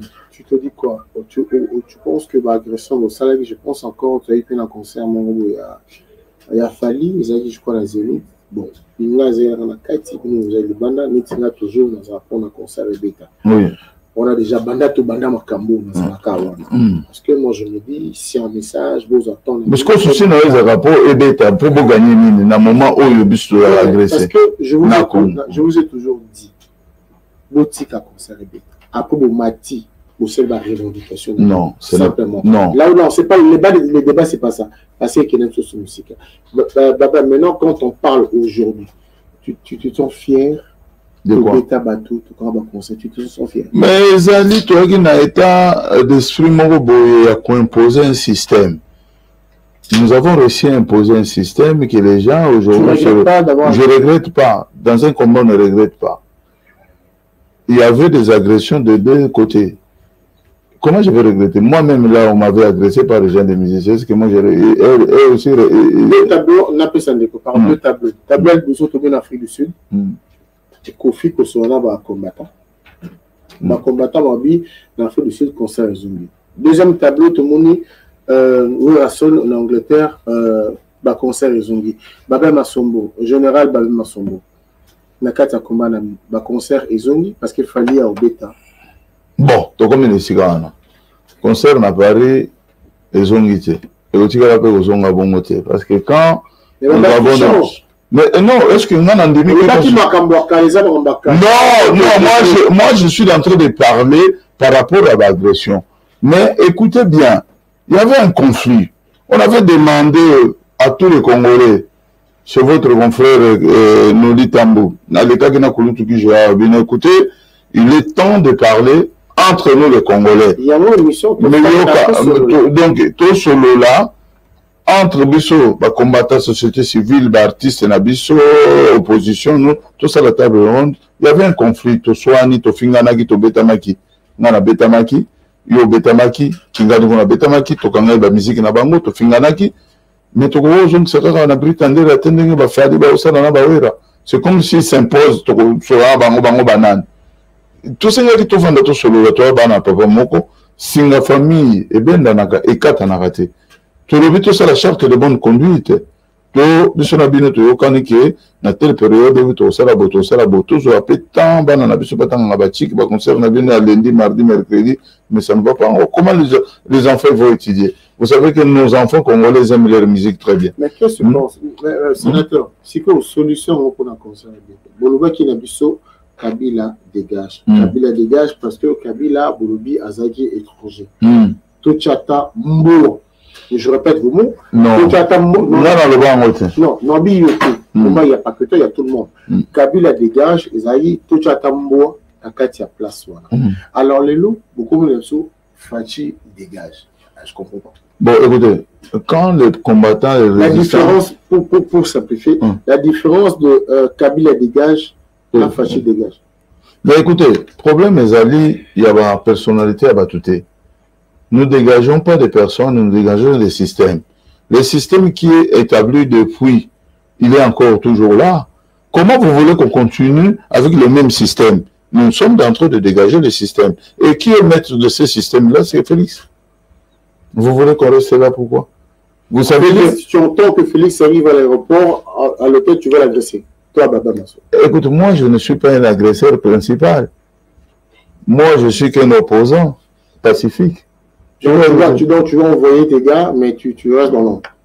Mais écoutez, moi, quel gars je paye qui pour envoyer? Je paye personne, mon grand frère. Je paye personne. Les gars, et même, ils sont. Et puis, s'il va aller suivre mon grand frère Félix là-bas à l'hôtel Bristol ou bien à Georges V, l'hôtel tout va et bien haut. Maintenant, on a pouvoir venir, c'est beau, non? Alors maintenant, il n'y a que le combattant entre vous, vous battez maintenant. Non, il n'y a personne qui se bat entre qui et qui, par exemple. Le combattant à Londres, monsieur a vu conserver, monsieur a vu conserver. Écoutez, tout ça qui n'a pas de combattant, il y a un parti politique. Il y a un combattant école. Il faut identifier Rabisso, il y a des combattants à Nîmes. Il y a des combattants faillistes, il y a des combattants tshisekedi, fascistes. Ben, on a pas ça fascistes, les flatteurs. Ben, ça kokumisa président ou sur place pour appeler ça bango mbongo ça va façon mbongo boye ya commandier mendicité juste là. Nous avons deux questions pour le sénateur, après nous allons chuter. Au tenir toujours le langage nos affaires mais concert exact et vous allez répéter jusqu'à ce que vous besoin terrain d'entente on la continuer bien sûr terrain d'entente entre les artistes ou bien nous avons entre les solutions que le Congo pour que le Congo et retrouver développement d'ango, émergence d'ango. Mais c'est ça que j'avais dit. Non, on a répondre. Beaucoup négocier na artiste ou bien beaucoup négocier na réussite de Congo. Non, tout ça qu'on négocie na toute tendance il y a politique en Boganabiso. Y compris culture en Boganabiso. Donc au moins na makambo tozali tout ça pendant des années, on ne peut pas passer comme ça, comme rien n'était. il faut qu'il y ait aussi des accords entre nous.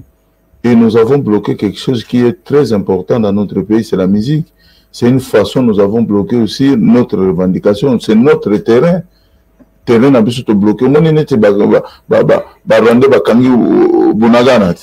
Bauluka négociation mobo. Puisque peut kangi terrain n'a pas musique, tout le capet tout sur. Sous question, est-ce que vous savez comment vous avez musique qui ont déjà créé, disons, pour empêcher un Congolais à raisonner? Non, nous avons empêché seulement juste pour faire voir au monde que notre pays est en difficulté et le pays va mal. C'est pour cela que nous avons dit quelque chose, parce que le diamant et l'or, on ne le voit pas. Et les Congolais, nous sommes connus pour la bonne musique. Depuis Tokanga, musique à Congo, tout le monde dit, oh, comment ça se fait, les Congolais, Baboy Kobina, cela veut dire, c'est là où tout le monde est mobilisé. Ah, Baza Kokouf, Namboka Nabango. Cher camarade Adi Londolé. C'est ça, la réponse. Camarade Nabicho, parce que les Coréens qui suissent a posé des questions, très bien, et elle a répondu en anglais parce que compréhension, il y a question, ils donnent une ma quantité. Alors, la ligne qui a la vérité, parce qu'il y a le but, est-ce qu'il y a la formation militaire ou pas? Il y a le but, à ça la formation. Donc, la formation, ça là, na Congo, tout, na Poto. Et ça, qui n'a pas la tenue, ça là, n'est pas de militaire, sur les aguilles, ceux qui étaient qu'il y a des logos à Kabila. C'est-à-dire, un imposteur. Donc, les choses de nous, pour participer, pour ma Congolais, qui est vraiment Pape Massombo. Merci beaucoup. Merci beaucoup, merci beaucoup. Parce que tu as vu que Rita Kimanga, ici, Rita Kimanga, continue sur Rita Kimanga. Je fais. Au moment où Biloko Bazoto Nanga, j'aime pas trop parler. Pourquoi? Il y a des choses que j'avais fait très. Par exemple, j'avais pu savoir un exemple. Quand j'étais inscrit à la garde civile pour Nakimagi Nanga, je comprends. Mon neveu, qui est le général Danga, Bruno, il m'a inscrit, lui là, à l'époque, dans la formation de la garde civile, qui m'a rangé, Nakenda. Allô, bonsoir. Oui, bonsoir, je parle bien avec M. Londolé. Ouais, aux on dirait papa. Combien même nous avons allé sur la pays? Nazan direct, d'accord. Bonjour, mon nom c'est M. Moulumba Pidjo, j'appelle depuis Paris. J'avais une petite question et tant que sous question, il y a autour invité Nayo, Baba Masombo. Nangi Webelo, mon Eralobi, il faut pas fanda, pas solo là, naba, tunio sopo na makambu ya concert et zonga.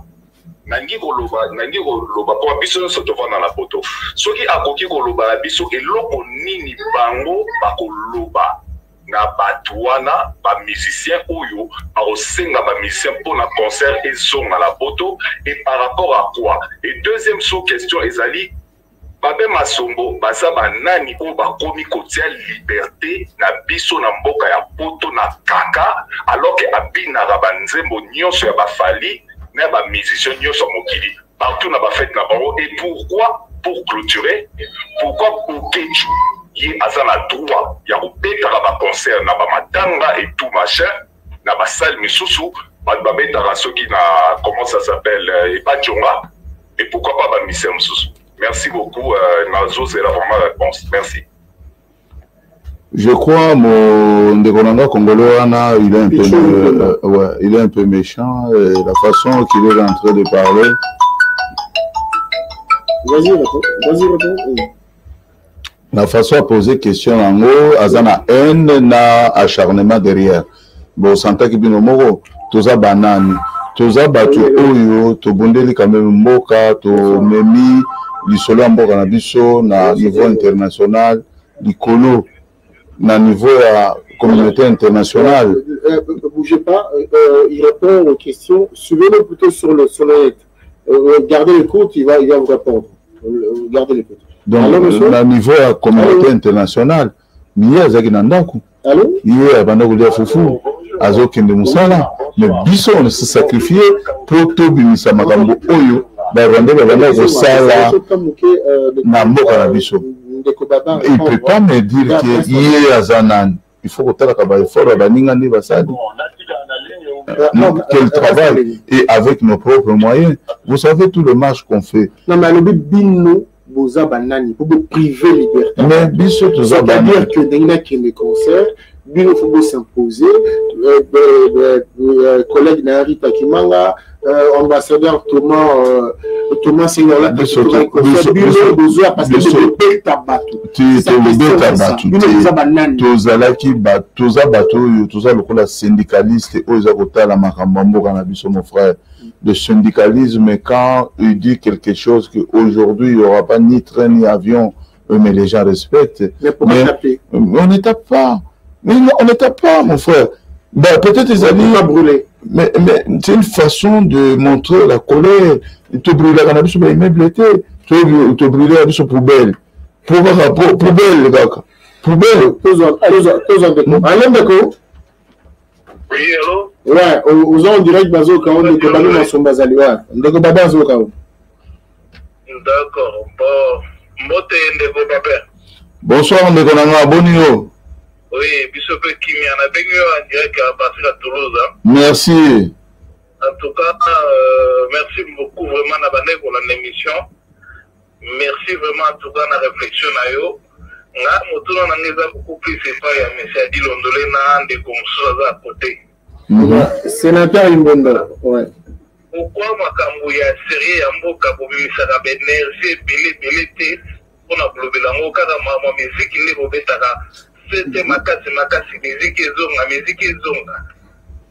papa bozo pesa biso pasi vraiment même biso na Toulouse wa tobimisa bana lidama ba oyo ya ma musique elongwa musique tosomaka ba disque na bango na ba téléchargement na ba CD avant ezalaki ne pas na bosomba mais pourquoi nous voulons ba concert ezonga vraiment totalement situation beaucoup na biso traverser c'était vraiment mais c'est dit on est tout collé déjà musique ba moyen belé ya bopesa ba vese na biso maboko ezali na ba téléchargement na ba CD na ba musique na ko tosomba déjà tokina yango pourquoi il faut que ba concert à binene bango bango pe ba leader ba liaka bango mo ba pesa jamais ba musicien na bango bazo ki masu na ba poto na ba boka nyoso ba kinda ba timaka parce que bon se retrouver. Merci beaucoup. Merci beaucoup. Merci. Na trois chemins pour le changement et la situation en Boga Nabiso.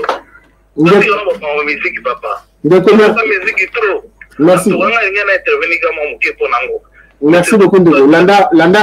Landa réponse Nabiso na dit le TV.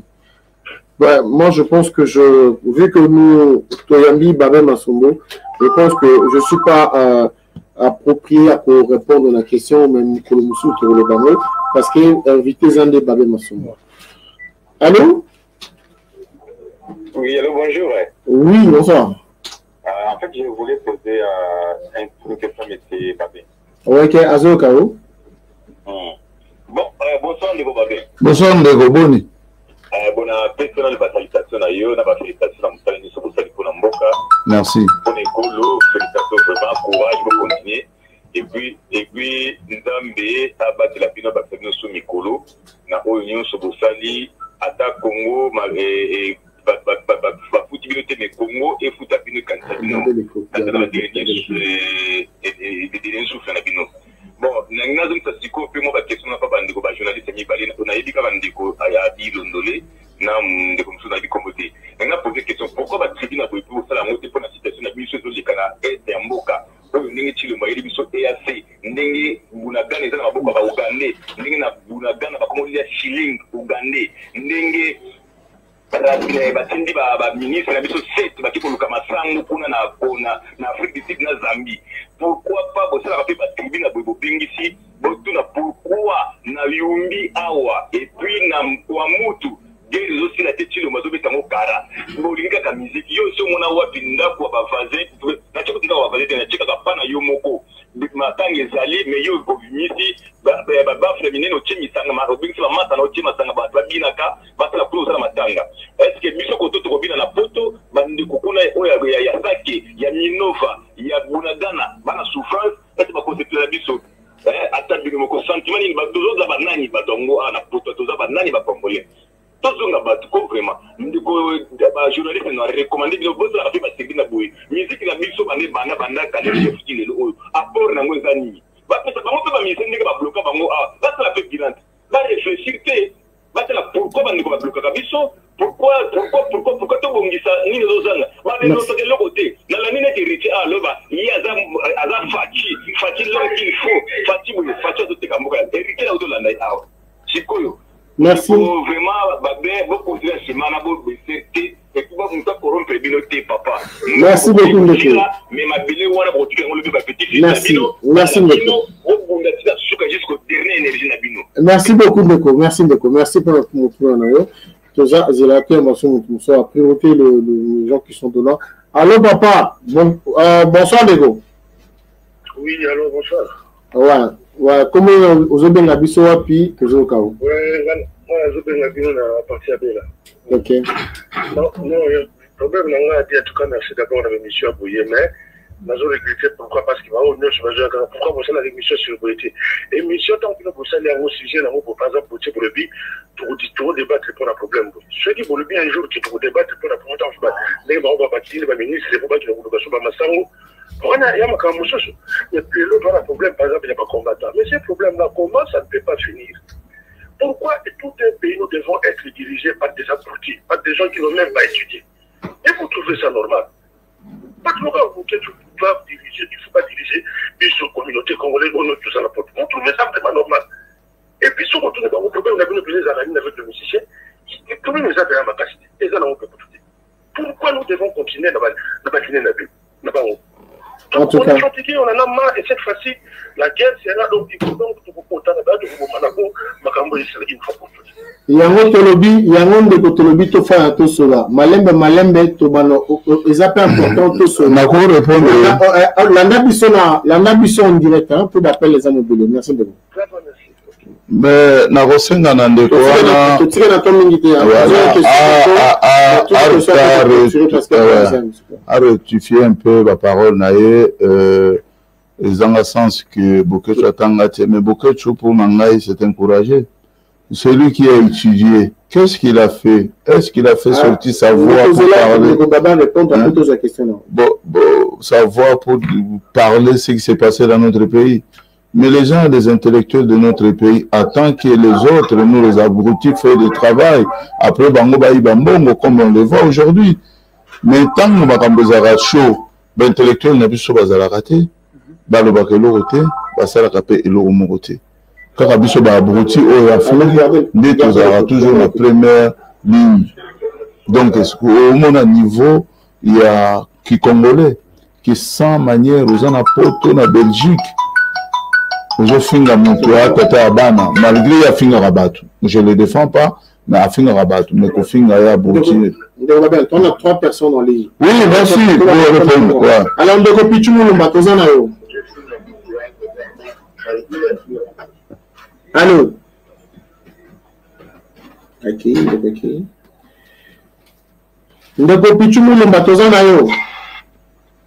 Oui, allô, bonjour. Mon nom c'est Eric, hein, j'appelle depuis Toulouse. Oui, allô? Oui, allô? Mon nom c'est Eric, j'appelle depuis Toulouse. Papa Eric, oui.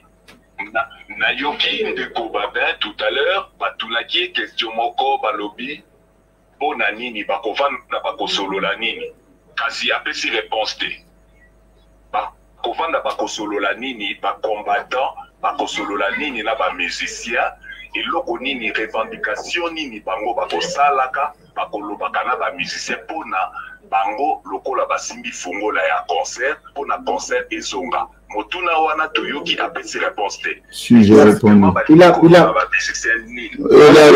répondu. Je vais répondre vite fait. Je vais répondre. On prend le trois questions. Voilà. C'est mieux. Allô? Allô? Oui, bonsoir Ndeko. Comment on est aux autres dans le swap Ndeko Baba Zokaou? Comment on a JP? Ok. Motuna na yo?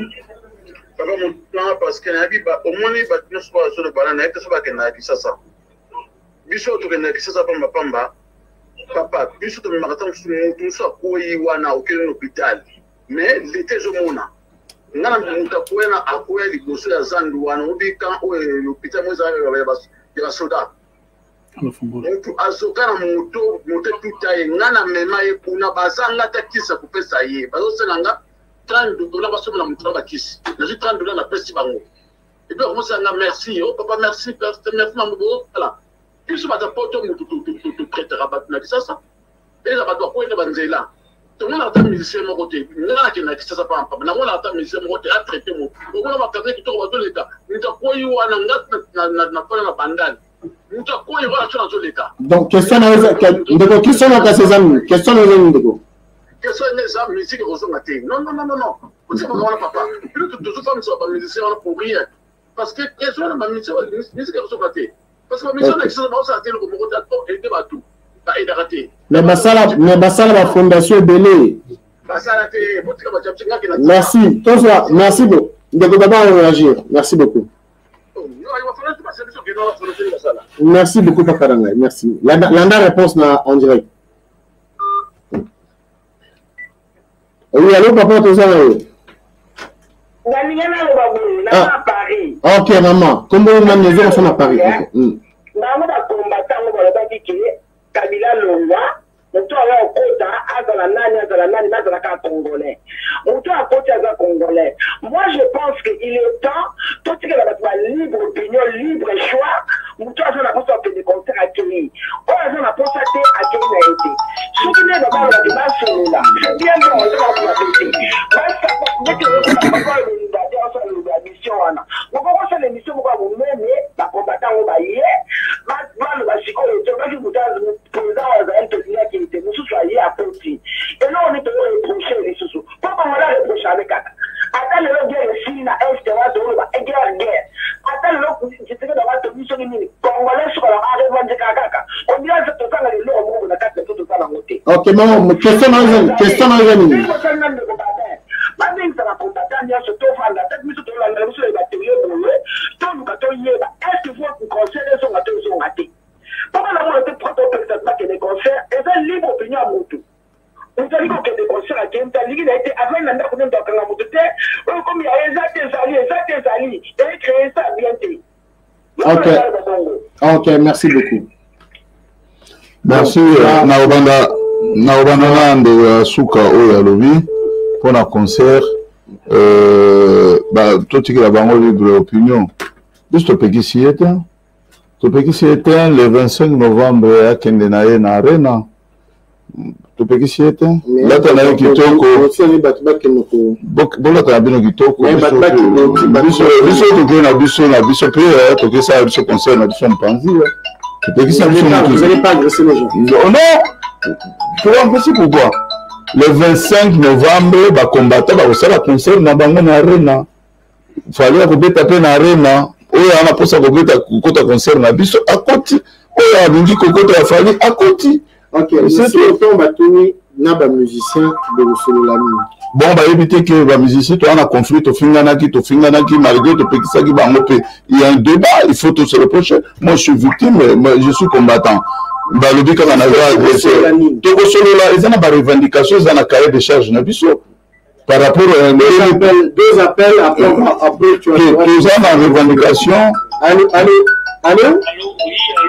oui bonsoir Beko comment on a béni du soir bon ngana ko ba pona ma conseil oyo na mo ezali inutile pourquoi tant que ba conseil de sila na poto ba na so ba komi ko tanga ba bazo to ba diplôme mais ou dit que c'est pas conseil ezalaki ba jeune fille na so mingi ba bisi ozo bebisa bango bazo to ba zebi me ko ba conseil de sila la statistique ba na biso ba koma ko tanga bien donc ba si ça ba classe na bango donc échanger que dans ma conseil il va pas côté biso rien absolument rien. Donc on va dire Olanda biso président Nanzela. OK. Alors on prend appel à Souka pour te tenir. Appel à Souka. Allô? Oui papa. Oui, bonjour. Bonsoir Nego. Comment on a le béni biso? Oui, bonsoir. Naobenga Bino na liste soda inconnu, Naobenga Bino en direct de Paris. Toujours Kayo. En tout cas, félicitations à M. Babin. Ndenga Fandi Wana, c'est un vrai soldat. Les musiciens wana tolingi lisu makambo wana te, makambo wana ebebisaki mboka oyo kimoyibi partout. Basere na biso na bapoussette partout. Kobota bana. Ba musiciens wana bakoya bakowanga na bana wana. Po bazwa mikanda bazonga bamboka bayaka basonga. Donc M. Babin Nengaza wana, c'est un vrai soldat. Avant d'avoir pour défendre mboka wana ti batu bakolia batu bakotanga ti na ti gouvernement wana tsekeda so ba miyibi na biso utana bongo na poto akende ko bwaka bango so akende ko bwaka bango wapi batika mboka ebonga batu basekola mboka basoda o bafandi awa bazobundela pona mboka ba frère soldat ya solo. Merci beaucoup Ndeko. Merci beaucoup Ndeko. Merci beaucoup. Merci beaucoup Ndeko. Soldat connu, merci. Alors Ndeko, sénateur, autour de la question Souka, Ndeko va répondre comme ça que Kabwana pour na Mukwelo. Le Babin, nous causons toujours dans la négociation parce que entre deux frères, s'il y a un conflit, il faut besoin de troisième personne, quatrième, ce qui est limité pour Kabouane. Est-ce que possible ça là chez moi on est la troisième personne? Il y a plusieurs fois. Toute une question, je crois na la synthèse de la question surtout. To vanda.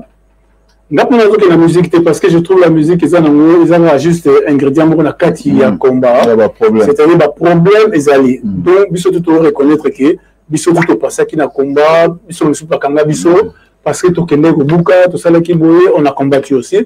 Après, à un moment donné, il faut évoluer. Il faut évoluer dans le système loko boye que soit tu vendis, tu le dis bon, qu'est-ce qui ne va pas? Ma question est que se poser en tant que vendre Rabino Nabino, quoi accentuer plus la musique parce que musique ça n'a rien à voir. Tout le monde pour la zone parce que moi peut-être moi on est sorti à Bébaki, mais à ce moment il y a 100 millions d'habitants où ils vont souffrir.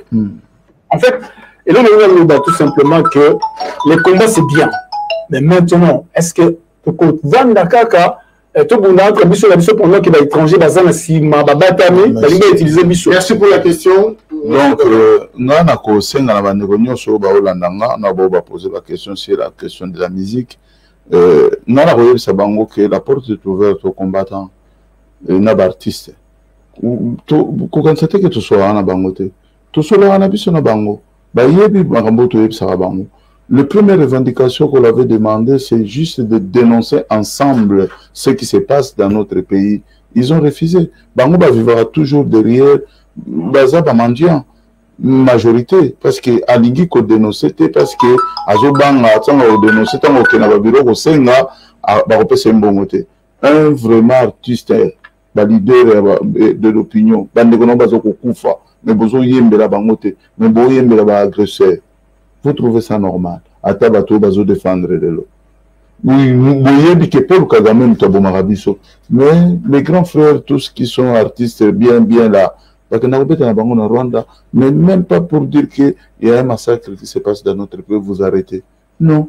Et Tali Bango, c'est bon, on a Bango. Est-ce que Bato bazo poser la question? Ils raisonnent. Soi-disant, ils sont intellectuels, ils ont passé au bas de l'école plus que moi. Je pense qu'ils ont fait des chansons. Non, ça ne se passe pas comme ça.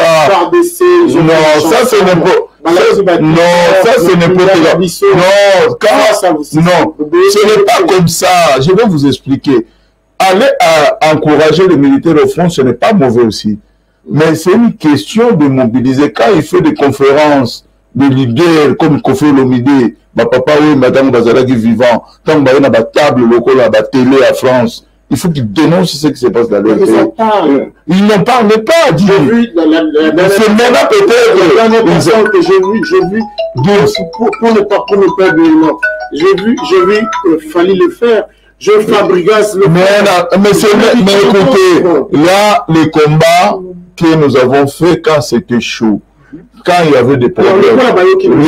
Non, ça semblant parce que il y a boulot oyo et salami à mounene ils n'ont pas participé. Le mot de la fin, je vais expliquer. C'est moi, Babin, qui est devant vous aujourd'hui. Je ne suis pas ni commandant et à qui n'angam tu n'as dirigé pas combattant nyoso et à Porto ou bien France.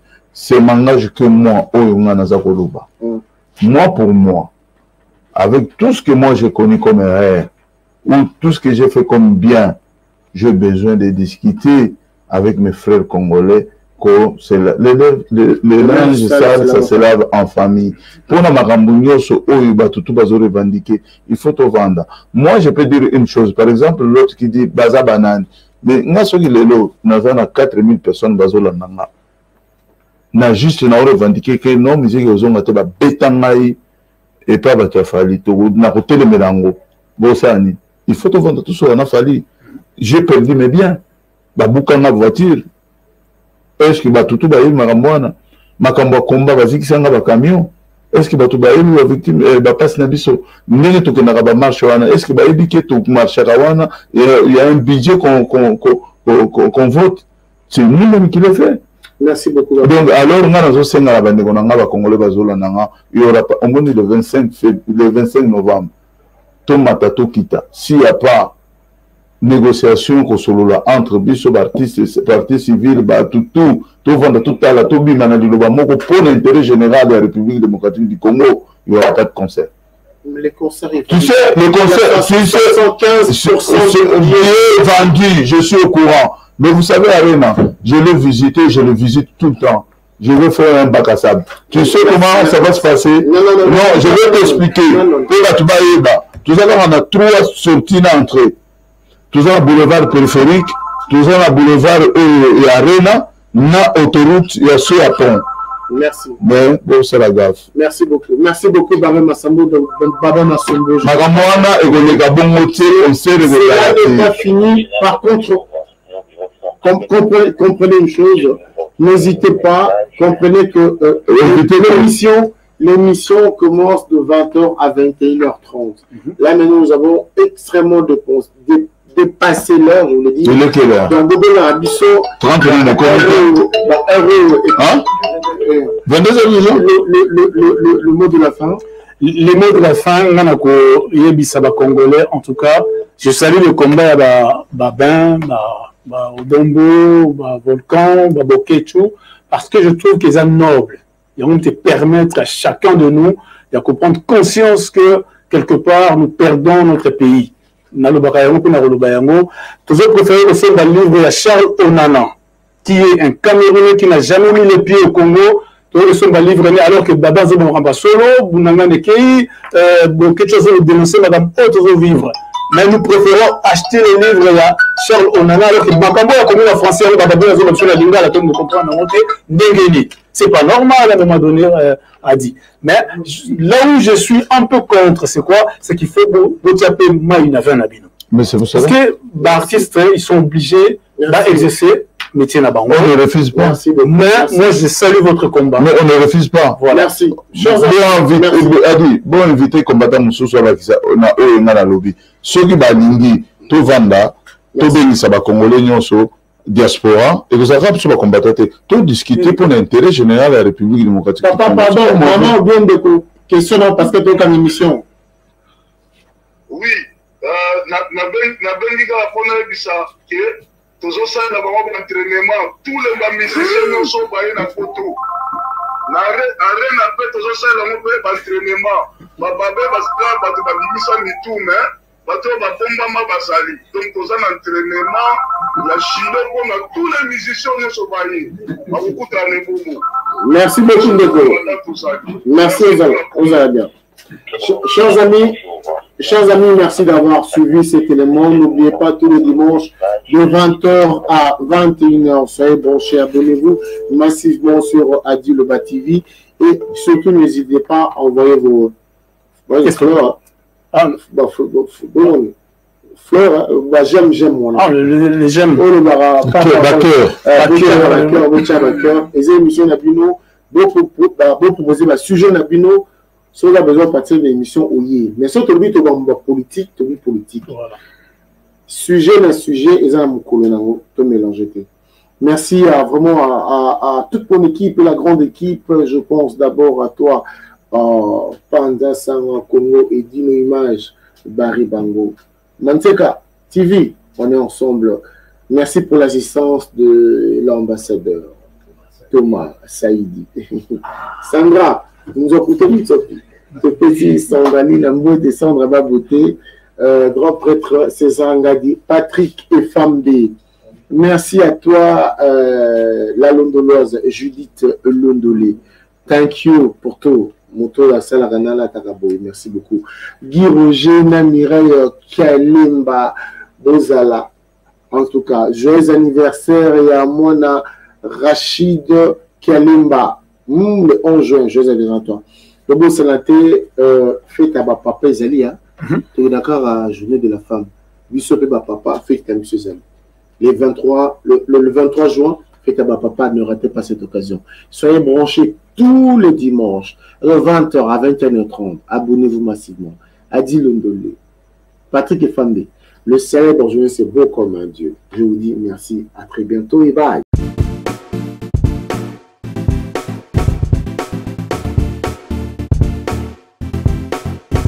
On doit mettre sur pied et créer dans un état de droit et une justice indépendante.